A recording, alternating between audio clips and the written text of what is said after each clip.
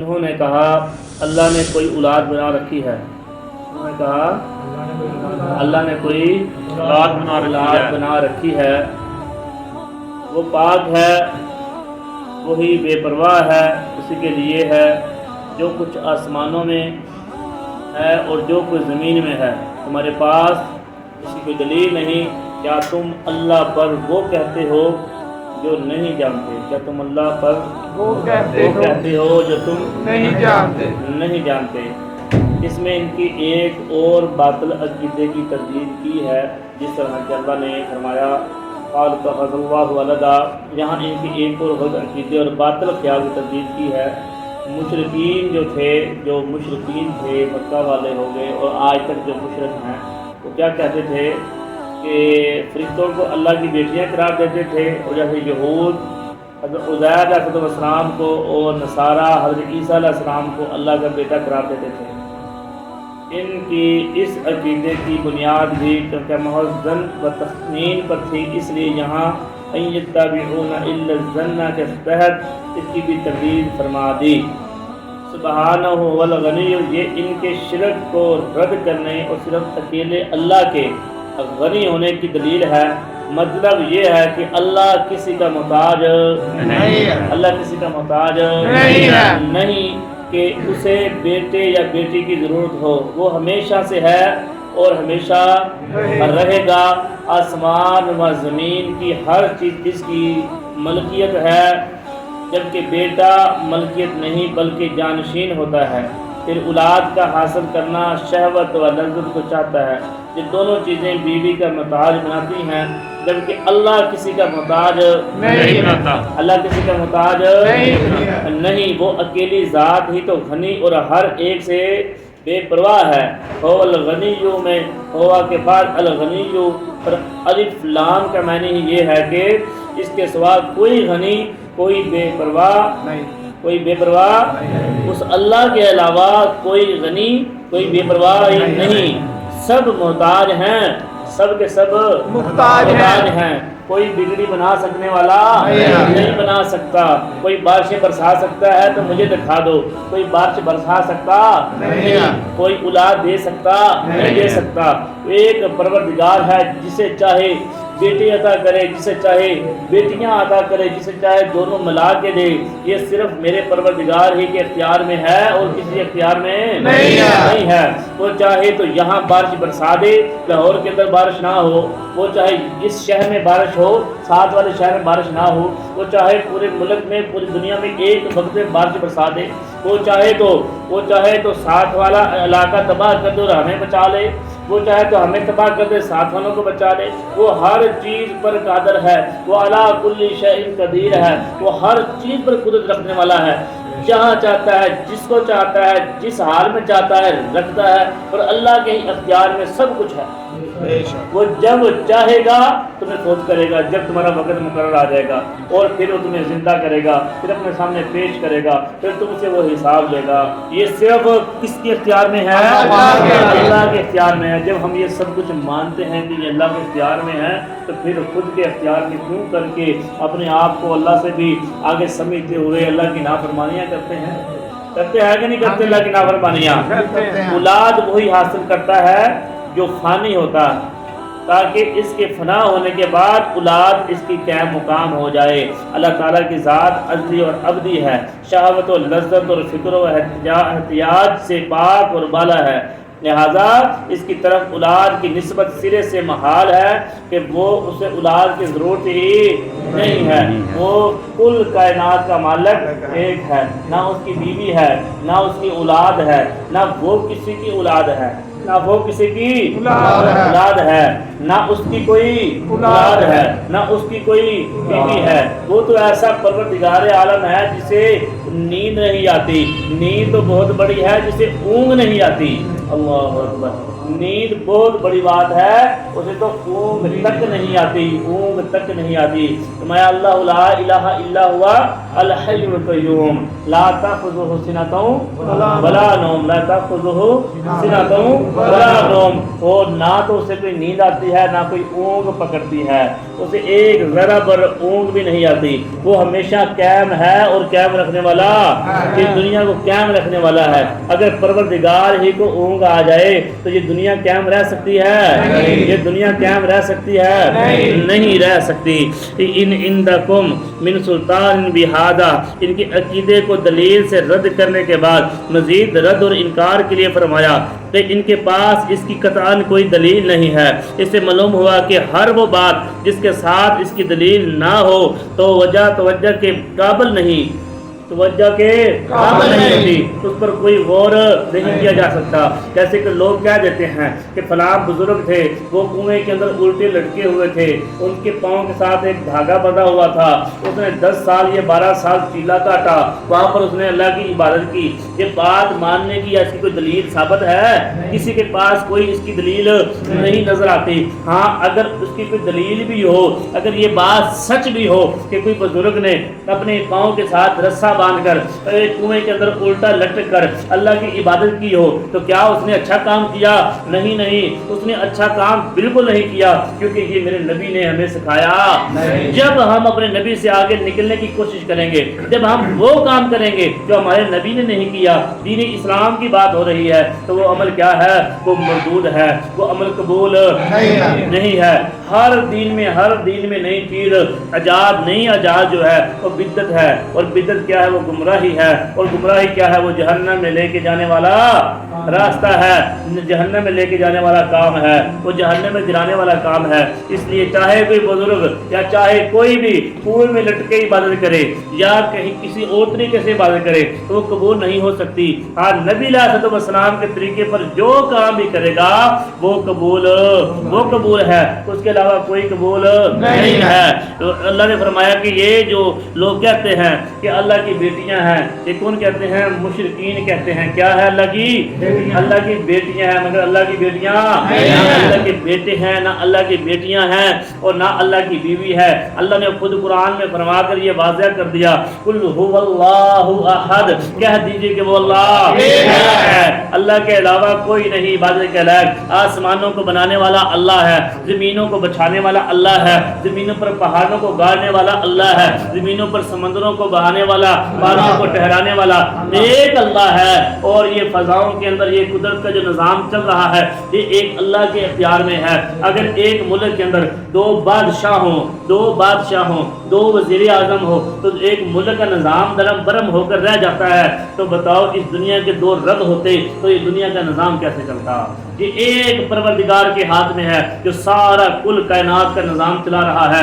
بیٹیاں دینے والا بھی وہی ہے، بیٹے دینے والا بھی وہی ہے، کل کائنات کو پالنے والا بھی وہی ہے، رزق دینے والا بھی وہی ہے، زندگی بخشنے والا بھی وہی ہے، موت دینے والا بھی وہی ہے، اور تمہیں صحت دینے والا بھی وہی ہے، بیماریاں اتارنے والا بھی وہی ہے، اور یہ سب چیز کا مالک ایک اللہ ہے۔ قل هو اللہ احد، کہہ دیجئے کہ وہ اللہ ایک ہے۔ اے نبی اس زمانے والوں کو، قل میرے نبی کو پکار کے کہا، اے نبی اس جہان والوں کو بتا دیجئے کہ اللہ ایک ہے۔ قل هو اللہ احد، وہ اللہ ایک ہے۔ اللہ الصمد، اللہ بے نیاز ہے، ہر چیز سے بے نیاز ہے۔ اللہ کا آرڈر اور حکم پوری دنیا پر چلتا ہے، مگر دنیا والا کا آرڈر اللہ پر نہیں چل سکتا۔ یہ دنیا والے سارے کے سارے مل کر بھی اللہ کی مخالفت کرنے لگ جائیں تو اللہ کو کوئی فرق نہیں پڑتا۔ یہ ساری دنیا مل جائے، ایک میدان میں جمع ہو جائے، تمہارے اگلے بھی آ جائیں، تمہارے پچھلے بھی آ جائیں، تمہارے جنات بھی آ جائیں، اور تمہاری جتنی یہ دنیا میں رہنے والی مخلوقات ہے ساری ایک میدان میں جمع ہو جائے، اور سارے جمع ہو کر اللہ کی حمد و ثنا بیان کرنے لگ جائے تو اللہ کی ایک ذرے کے برابر بھی حمد و ثنا بڑھا نہیں سکتے، کیونکہ میرے رب کی پہلی بڑی شریف ہے اور سارے کے سارے مل جائیں، تمہارے اگلے پچھلے بھی آ جائیں، کل کے کل ایک جگہ آ کر میرے نبی کی نافرمانی شروع، میرے اللہ کی نافرمانی شروع کر دیں، میرے اللہ کا انکار کرنا شروع کر دیں، تو میرے اللہ کی تعریف میں سے، میرے اللہ کی حمد و ثنا میں سے ایک ذرے کے برابر بھی کمی نہیں لا سکتے، کیونکہ میرے رب کی تعریف اور حمد و ثنا ہے ہی بڑی، اور میرے اللہ کی عبادت کرنے والی مخلوق ہی بہت ہے، اور سارے کے سارے تمہارے اگلے پچھلے بھی آ جائیں، ایک میدان میں جمع ہو جائیں اور میرے رب سے مانگنا شروع کر دے۔ ہر بندہ اپنی زبان میں مانگے، کوئی فارسی میں مانگے، کوئی اردو پنجابی میں مانگے، کوئی پشتو میں انگریزی میں مانگے، ہر انسان کی اپنی اپنی زبان ہے، سارے چرند بھی آ جائیں، پرند بھی آ جائیں، دنیا کی ساری مخلوق ایک میدان میں جمع ہو جائے اور میرے رب سے مانگنا شروع کر دے، اور میرا رب ہر انسان کو، ہر مخلوق کو، ہر پرندے کو، ہر چرند کو، ہر درندے کو اس کی منشا کے مطابق ادا کر دے، تو میرے رب کی دولت سے، میرے رب کی مال سے، میرے رب کے رزق سے جو ہمیں عطا کرتا ہے، ایک ذرے کے برابر بھی، اتنا بھی کہ جیسے ایک سوئی سمندر کے اندر ڈبو کے باہر نکال دیں، اتنی بھی کمی نہیں آ سکتی کہ میرے رب کے خزانے بہت زیادہ ہے۔ سبحان اللہ۔ بتاؤ میرے رب جیسا کوئی ہو سکتا ہے؟ نہیں ہو سکتا۔ جب یہ اگر میرے رب جیسا کوئی ہو نہیں سکتا تو پھر در در جا کر ایک پشانیاں ٹیکنے کی کیا ضرورت ہے؟ تو کیا ضرورت ہے مٹی کی قبروں سے اولاد مانگنے کی؟ تو کیا ضرورت ہے پھر لوگوں کے جاگے آگے ہاتھ جوڑنے کی؟ جیسے ایک بندہ بہت ہی زیادہ غریب تھا، بہت ہی محتاج تھا، اس نے کسی دوسرے کو کہا کہ میری بڑی ضرورت ہے، یہ میرا مسئلہ حل ہو جائے تو بڑی بات ہے، اس نے آگے تیسرے کو کے پاس بھیج دیا کہ فلاں بادشاہ کے پاس چلے جاؤ، تمہارا مسئلہ حل ہو جائے گا، تمہارا مسئلہ حل ہو جائے گا۔ جب وہ بادشاہ کے پاس پہنچا تو دیکھا بادشاہ مسئلہ بچھا کے آگے مانگ رہا ہے، تو جب دیکھا پوچھا بادشاہ آگے مانگ رہا ہے تو دروازے سے ہی پیچھے آ گیا، اس نے پوچھا تیرا کام ہو گیا؟ کہتا کام ہو گیا۔ تو کچھ نظر نہیں آتا، کہتا جس کے پاس تو نے بھیجا تھا وہ آگے مانگ رہا تھا، تو میں نے سوچا جس سے وہ مانگ رہا ہے میں کیوں اس سے مانگوں، میں کیوں اس سے مانگوں، تو ہمیں بھی اس سے مانگنا چاہیے جس سے دوسرے مانگتے ہیں۔ اللہ نے فرمایا اے نبی اگر تجھ سے پوچھے میرے بندے میرے بارے میں تو بس تو انہیں کہہ دے بھائی نے قریب، میں اتنا قریب ہوں کہ تیری اشارت سے بھی نزدیک، دل سے نکال سے ہی بات۔ اصل میں ہم اللہ کو بتاتے نہیں، جو غم اور دکھ ہم لوگوں کو بتاتے پھر رہے ہیں، ہم بیٹھتے ہیں لوگوں کو گناہ گنواتے ہیں، ہم لوگوں کو اپنی نیکیاں بتاتے ہیں کہ میں نے فلاں کو صدقہ دیا، فلاں کو خیرات کی، میں نے فلاں یہ اچھا کام کر دیا، میں نے فلاں نیکی کر دی، میں فلاں جگہ گناہ کرتا رہا، میں نے یہ نشے والے کام کیے، میں وہاں بدکاریاں کرتا رہا، میں نے وہاں پر یہ ایسے معاملات کیے۔ یہ سارے کام 2 رکعت نماز پڑھ کے سجدہ ریز ہو کر آنسو بہا کے اللہ کے آگے یہ سارے بیان کیوں نہیں کرتا؟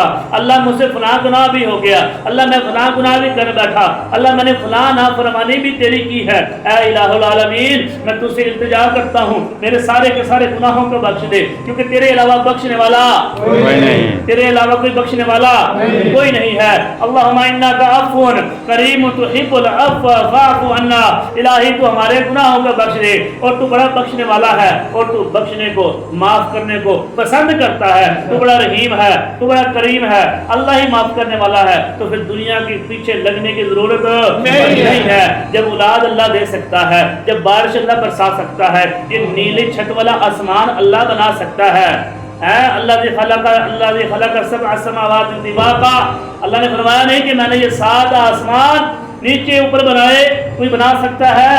اللہ اتنا بڑا آسمان بنا سکتا ہے۔ سورۃ ملک کے اندر اللہ نے فرمایا اللہ نے خلق الموت والحیات لیبلوکم ایکم احسن عملا، اللہ نے خلق 7 سماوات طباقا۔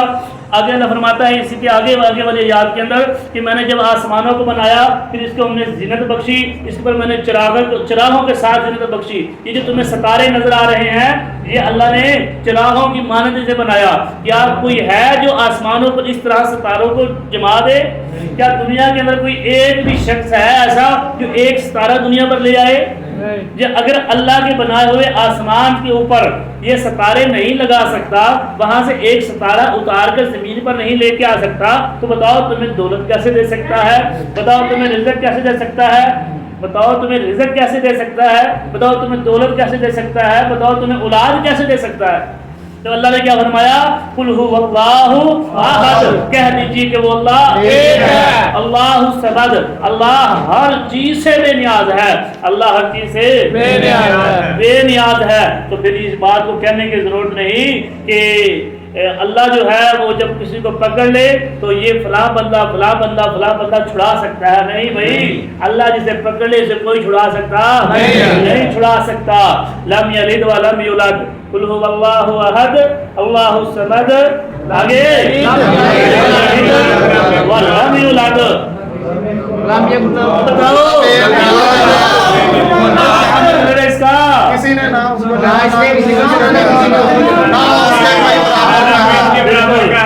اس نے کسی کو جنا ہے، نہ اسے کسی نے جنا ہے۔ جب اللہ کو کسی نے پیدا نہیں کیا، جب اللہ نے کسی کو نہیں اپنے جسم سے نہیں نکالا، نہ اس کی کوئی اولاد ہے اور نہ وہ کسی کی اولاد ہے، تو مجھے یہ بتاؤ جب اس کی اولاد نہیں، وہ کسی کی اولاد نہیں، تو اسے کون کچھ کر سکتا ہے؟ اولاد تو اس کی ہوتی ہے جو محتاج ہو، اس کو یقین ہو کہ میری اولاد میرے بعد یہ نظام سنبھال لے گی، جس کو زوال ہو، جیسے میں ہوں میری اولاد ہے، آنے والے وقتوں میں مر جاؤں گا اور میں یہ سوچوں گا کہ جو میری پیچھے اولاد ہے اس کی وجہ سے میرا نام چلے گا، کیا میرے اللہ کا نام ختم ہو سکتا ہے؟ نہیں، وہ ازل سے ہے، ابد تک رہے گا، وہ کبھی ختم ہو سکتا نہیں ختم ہو سکتا، ابد سے ازل تک ختم ہو سکتا نہیں ختم ہو سکتا، کیونکہ میرے رب کا نام اتنا بڑا ہے تو ذات کتنی بڑی ہوگی۔ اللہ اکبر، اللہ سب سے بڑا ہے، اللہ اکبر کبیرہ، اللہ سب سے بڑا ہے، اللہ بہت بڑا ہے، اللہ بہت اللہ کے بندے، اگر اللہ کی کرسی اتنی بڑی ہے جس میں آسمان و زمین سمائے ہوئے ہیں تو اللہ کی ذات کتنی بڑی ہوگی، اندازہ نہیں لگا سکتے۔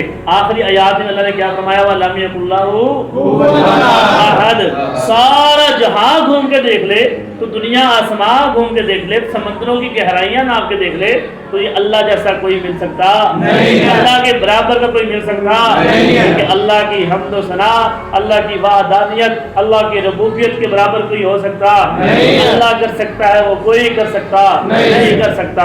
جب اللہ ہی سب کچھ کرتا ہے، اللہ ہی دینے والا ہے، اللہ ہی روکنے والا ہے، اور اللہ ہی زندگی دیتا ہے، اللہ ہی موت دیتا ہے، اللہ ہی عزت کا مالک ہے، اللہ ہی ذلت کا مالک ہے، وَتَذِلُّ مَن تَشَاءُ وَتُعِزُّ مَن تَشَاءُ بِيَدِكَ الْخَيْرُ وَهُوَ عَلَى كُلِّ شَيْءٍ قَدِيرٌ۔ جب ساری کی ساری عزتیں اور ذلتیں اللہ کے ہاتھ میں ہے تو اور اللہ ہر چیز پر قادر ہے، تو پھر دنیا سے کیا گھبرانا، تو پھر دنیا سے کیا گھبرانا، دنیا والوں سے کیا ڈرنا، تو پھر کسی کے آگے کیوں جھکنا؟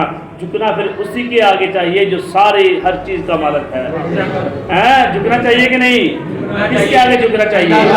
صرف اللہ رب العزت کے آگے جھکنا چاہیے۔ اللہ ہمیں عمل کی توفیق دے، اللہ ہمیں ایسا بنا دے کہ اللہ کو پسند